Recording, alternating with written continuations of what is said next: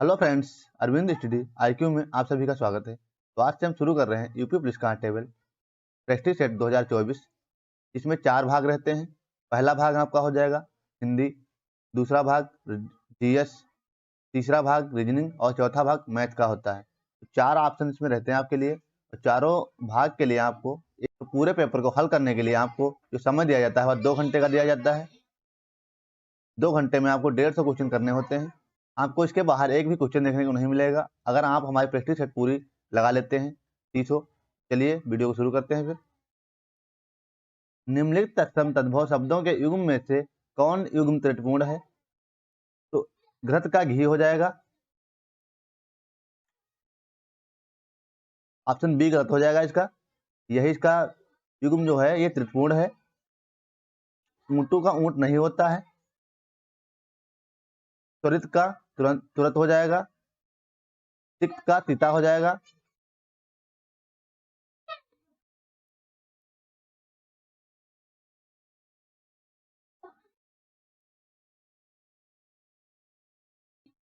निम्नलिखित तत्सम तद्भव शब्दों के युग्म में से त्रुटिपूर्ण है।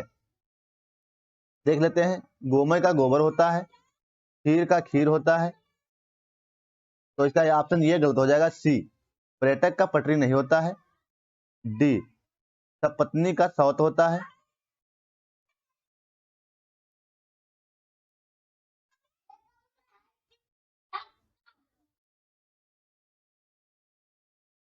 सीमा कुत्ते से डरती है, इस वाक्य में कौन सा कारक है? तो इस क्वेश्चन का सही आंसर हो जाएगा ऑप्शन ए, इसमें अपादान कारक है।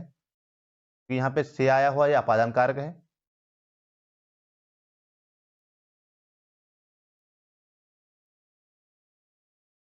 ए राकेश यहाँ आओ, इस वाक्य में कौन सा कारक है?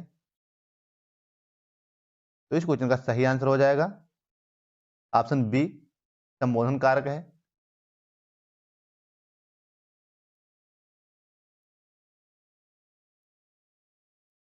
अनुमान का पर्यायवाची शब्द नहीं है। तो इस क्वेश्चन का सही आंसर हो जाएगा ऑप्शन बी, विनायक हनुमान का पर्यायवाची शब्द नहीं है। हनुमान के पर्यायवाची शब्द हैं पवन सुत, मारुति नंदन।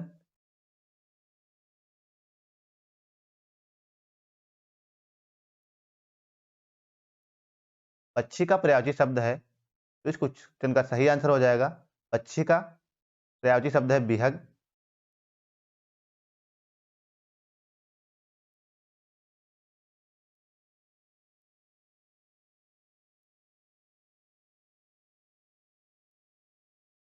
तनय सुत आत्मज विकल्पों में से सही पर्यायवाची शब्द चुनिए। तो इसका सही आंसर हो जाएगा ऑप्शन ए, उत्तरी। उत्तरी के पर्यायवाची शब्द हैं तनय सुत आत्मज।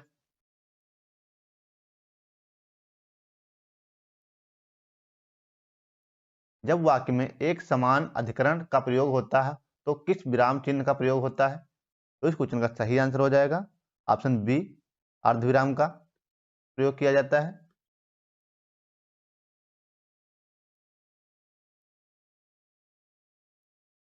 मिश्रित तथा संयुक्त वाक्यों में विरोध का भाव प्रकट करने के लिए किस विराम चिन्ह का प्रयोग किया जाता है?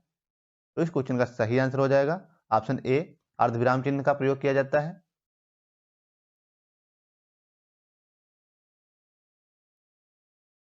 दुष्कर्म में कौन सा उपसर्ग है? तो इस क्वेश्चन का सही आंसर हो जाएगा ऑप्शन बी, दुष्कर्म में दुष् उपसर्ग लगा हुआ है।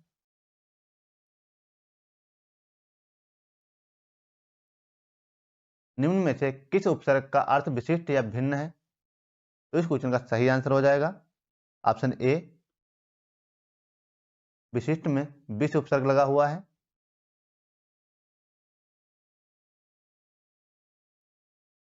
निम्न में से किस शब्द में निर उपसर्ग का प्रयोग नहीं है? तो इस क्वेश्चन का सही आंसर हो जाएगा ऑप्शन डी, इनमें से कोई नहीं।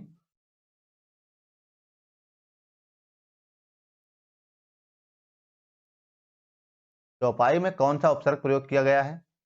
तो इस क्वेश्चन का सही आंसर हो जाएगा चौपाई में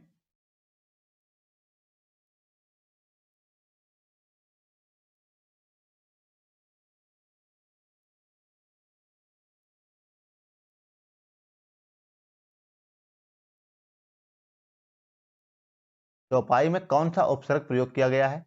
तो इस क्वेश्चन का सही आंसर हो जाएगा चौपाई में हिंदी उपसर्ग का प्रयोग किया गया है।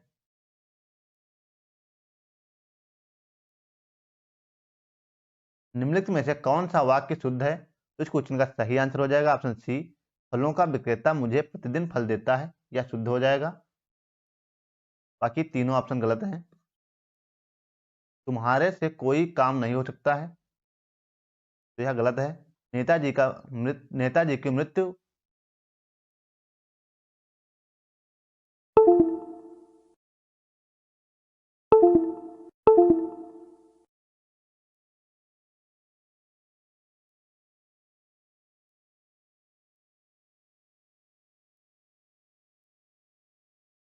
निम्नलिखित में से कौन सा वाक्य शुद्ध है? तो देख लेते हैं कौन सा वाक्य शुद्ध है। तुम्हारे से कोई काम नहीं हो सकता, तो ये भी गलत है। नेताजी की मृत्यु क्षोभजनक है, तो ये भी गलत हो गया। फलों का विक्रेता मुझे प्रतिदिन फल देता है, तो यह आंसर सही हो जाएगा, यह वाक्य सही है।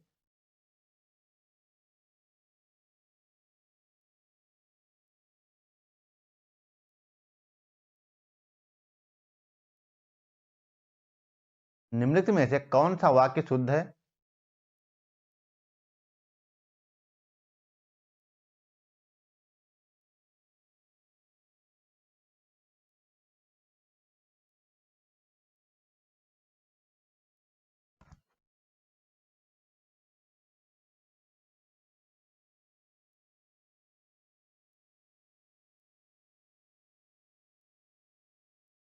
निम्नलिखित में से कौन सा वाक्य अशुद्ध है? तो इसका सही आंसर हो जाएगा ऑप्शन डी, तुम तुम्हारे घर चले जाओ, तो यह ऑप्शन गलत हो जाएगा। तुम्हारे माता पिता क्या काम करते हैं? तो यह सही हो जाएगा। उसने अपनी बात धीरे से बताई, तो यह भी सही है। गर्मियों की एक बात सुनाता है, तो यह भी सही हो गया। तो इसका सही गलत है ये।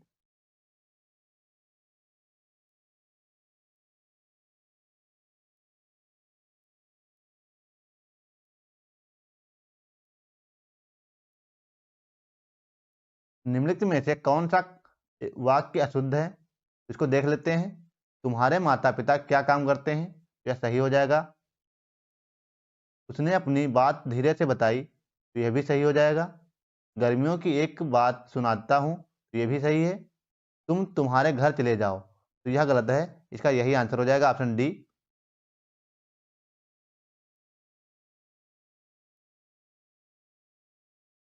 निम्नलिखित में से कौन सा वाक्य अशुद्ध है? देख लेते हैं इसमें से कौन सा अशुद्ध है।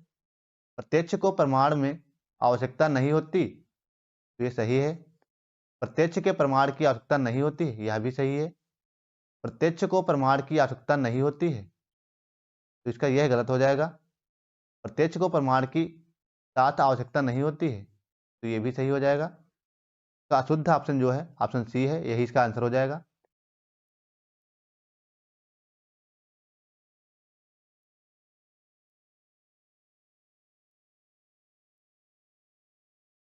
बारहसिंगा शब्द में समास है, तो इस क्वेश्चन का सही आंसर हो जाएगा ऑप्शन ए, इसमें बहुव्रीहि समास है।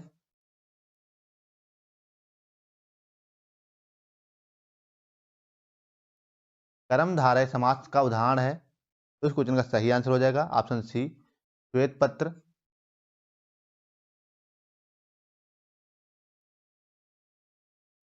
परमानंद में समास है, परमानंद में ऑप्शन बी इसका सही हो जाएगा, इसमें कर्म धारय समास है।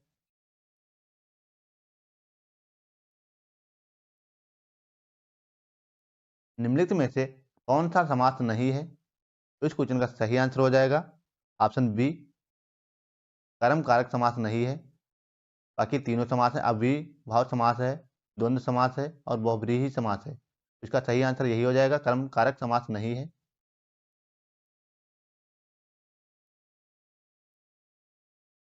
किस समास में दोनों पद प्रधान होते हैं?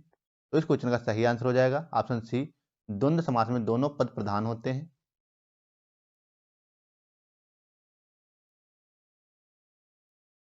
वि-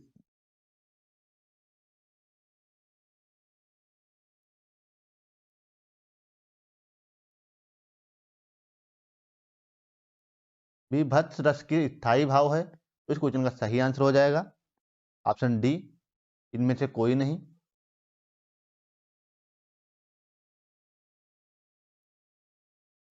अवसर का लाभ उठाना के लिए उपयुक्त है, तो इस क्वेश्चन का सही आंसर हो जाएगा ऑप्शन ए, बहती गंगा में हाथ धोना।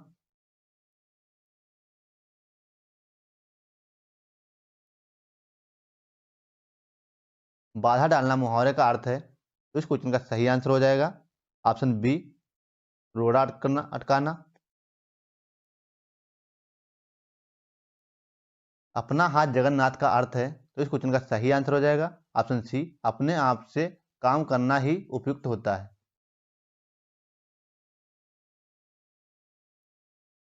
मैं तुम सबको खूब समझाता हूं, तुम सब एक जैसे हो के लिए उपयुक्त शब्द है, तो इस क्वेश्चन का सही आंसर हो जाएगा ऑप्शन बी, एक ही थैली के चट्टे बट्टे।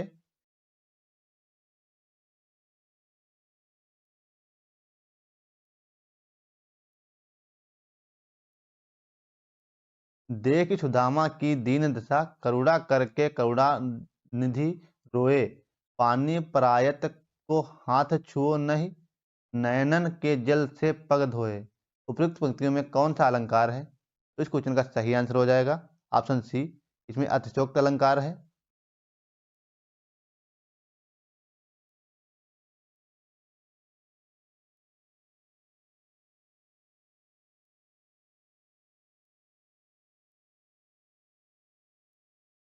चारू चंद की चंचल किरणें खेल रही थी जल थल में, उपयुक्त पंक्ति में कौन सा अलंकार है, तो इस क्वेश्चन का सही आंसर हो जाएगा, इसमें अनुप्रास अलंकार आया हुआ है।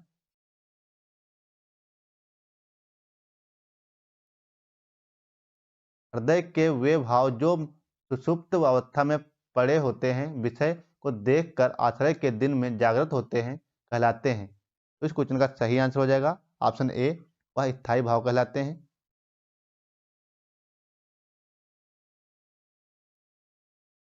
कृत्रिम का विलोमार्थी शब्द है, कृत्रिम का विलोमार्थी शब्द हो जाएगा प्राकृतिक।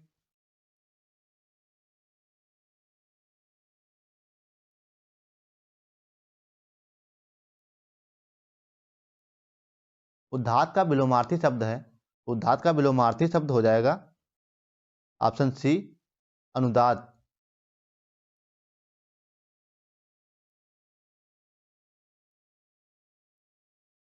निम्नलिखित विकल्पों में से कौन सा शब्द उदार का विलोम है, तो इसका सही आंसर हो जाएगा उदार का अनुदार हो जाएगा ऑप्शन डी।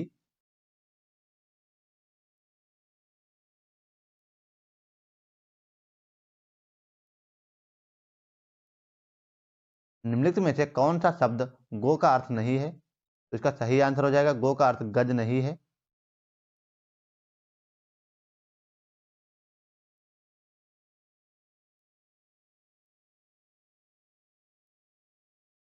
अनेकार्थी शब्द अब्ज के गलत विकल्प का चयन कीजिए, तो इसका सही आंसर हो जाएगा ऑप्शन सी, अनेक मेघ।